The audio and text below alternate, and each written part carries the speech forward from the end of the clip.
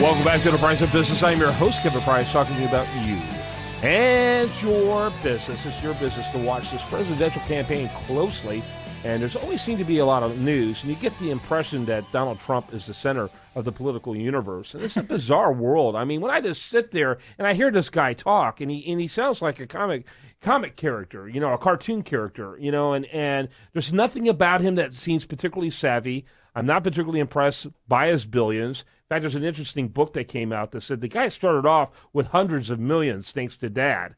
And that if he left his money in traditional accounts and did no particularly creative money management, his money would probably be worth more than it is today with the deals he's done over the past, few decades that have included him declaring bankruptcy. His company declaring bankruptcy multiple times. I think 4 is what Carly said, and he wasn't able to challenge that.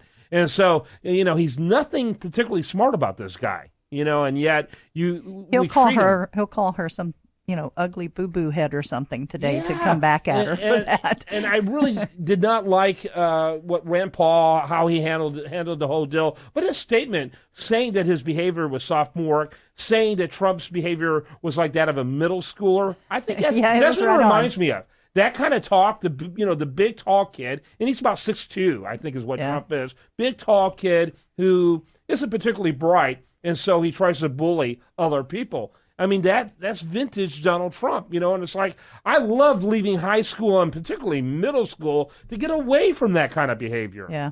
I saw pictures the other day of the candidates from their younger days, their youth, and it was a picture of Trump from college, and he looked like that fraternity guy that you couldn't stand. Yeah. He just looks the nemesis like of that. Any of those nerd movies. Yeah. The nemesis Yes, in exactly. any of the nerd movies. Exactly. He was a good-looking, typical preppy-looking. I mean, it's real obvious. Well, here we got, further proof that this guy simply doesn't have the judgment, doesn't have the position to be in this, in this office, the highest office of the land. And it was covered by Fox News. And go ahead and play this. 11 candidates will be sharing the stage again today for a forum in South Carolina, just 2 days after that big GOP debate. Yep, and frontrunner Donald Trump now responding to attacks for not saying something at a town hall in New Hampshire. You're right, Brian. Peter Ducey live in Washington. He has the very latest from the campaign trail today. Good morning to you, Peter. Good morning, Elizabeth. Normally, when a candidate catches heat on the campaign trail, it's for something they say. But this time, Trump is getting attention for something he was asked. From White Plains. Amen. Okay. We have a problem in this country. It's called Muslims. We know our current president is one. Right. He's not even an American. We need this birth question. certificates, man. But anyway, we have training camps growing where they want to kill us. Mm-hmm. That's my question. When can we get rid of them? We're going to be looking at a lot of different things.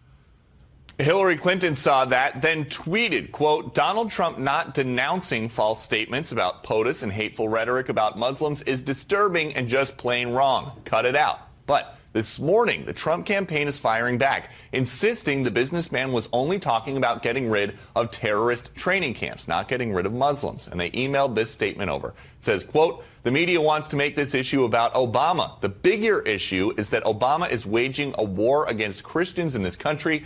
Christians need support in this country. Their religious liberty is at stake. Trump is heading to Greenville, South Carolina later on today for a Heritage Foundation forum that will feature 11 GOP candidates talking policy, one at a time. Some contenders complained they didn't get called on enough at the California debate, so today could be their chance to shine in South Carolina. Back. All right, so that's interesting. I find that offensive, and I'm certainly no fan of Islamic extremism, but we live in a pluralistic society, and that means that people of various cultures should be allowed to live freely. Don't infringe on me, I won't infringe on you. And, I tell you, The lack of professionalism, though, he's constantly correcting his statements, never owning them as mistakes, by the way, just modifying those statements. Not much more different than the politicians. I don't know why people aren't offended by his inability to apologize. His I don't get it. response was interesting, too. His response has to do with Obama's attack, as he puts it, against Christians, which I believe that's true. I believe that's true. Obama's attack against Christians in this country is if, well, Obama's attacking Christians, so it's okay if we attack Muslims in the country. I mean, they're both wrong. Did he say that? No, I'm saying that's what I took away from his statement. You're projecting that. I am. Yeah. There's 12-step programs for that. But anyway, by the way, that's Marsha Lambeth's voice you're hearing. It isn't Sigmund sucking helium. But you know, it's an interesting engagement. It's an interesting encounter. And the thing about it is, what I finally conclude is that, first of all, millions of Americans agree with the guy who said that statement. I'm not one of those millions of Americans, but millions of Americans agree with that guy. What is that? There's so many people behind what he's saying. It just surprises and he agrees me. wholesale with everything he said. Yeah. Some of which, you know, we should be well past that. Second of all, though, I think the American people are let me just rephrase that. Those who support Donald Trump are completely okay with the fact that he makes mistakes, because they must make mistakes, Sure. and they, you know what, humans do that, Yeah. and they're tired of seeing someone always bow down to the pressure of political correctness, and they're just gonna give him a pass. They're gonna continually give him a pass.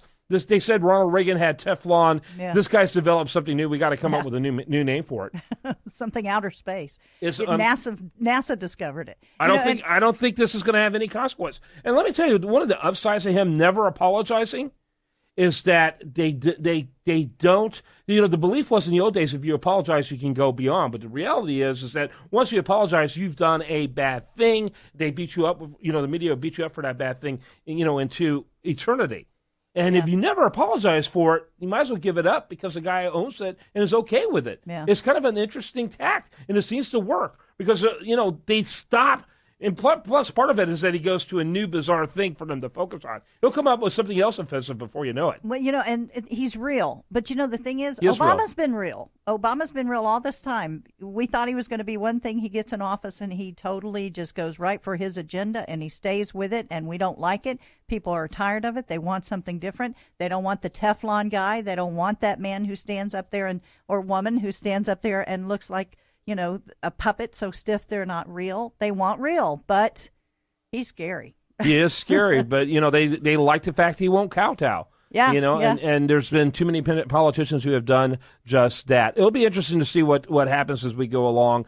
I, for one, think that, you know, Donald Trump is here for the long run. Yeah. And I think there's a high likelihood he will be the GOP nominee. And I think there's a very, very high likelihood he'll get elected president. His ground game is going to have to be imperative. He's going to have to teach millions of people who have never been involved in politics before how to go vote. Yeah. And I mean that. And what I mean by that is in primaries. Probably most of them have voted in general elections, but never in primaries. He's going to have to teach them tactically how to do something they've never done before. But I think he's going to be able to do it. And I think that, you know, it's going to be very difficult for anyone with any political experience to win. Marsha Lambeth, thanks for your help. Great show today. Do want to remind you the show continues 24/7 at priceofbusiness.com. We'll be with you tomorrow for another show.